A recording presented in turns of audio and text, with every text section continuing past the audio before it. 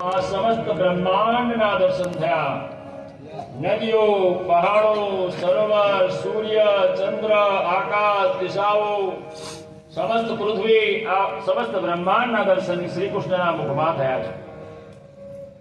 બીજે રાત્રિના સમય યશોદાજી ઘરના આંગણામાં કનૈયાને લઈને બેઠા હતા ખોળામાં। ચંદ્રમા સોળે કળાએ ખીલ્યો હતો। શ્રી કૃષ્ણની દ્રષ્ટિ ચંદ્રમા ઉપર પડી અને શ્રી કૃષ્ણ મૈયા યશોદાને કહેવા લાગ્યા, મૈયા આ આકાશમાં ચમકે છે તે શું છે?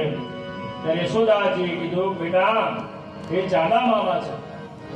એટલે કનૈયો કહેવા લાગ્યો કે મારે રમવા માટે જોઈએ। યશોદાજીએ કીધું કે રમકડું નથી, એ તો આકાશમાં બહુ દૂર છે, આપણાથી ક્યાં ન જવાય ને એ પણ આપણી પાસે ન આવે।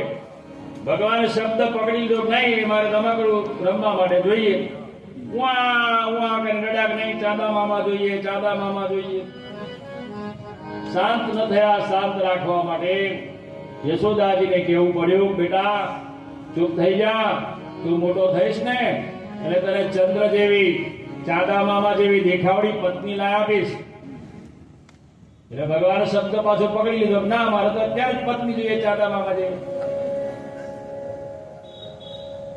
राधिका गोरी से ब्रज की छोरी से मैया करा दे मेरो प्यार। राधिका गोरी से ब्रज की छोरी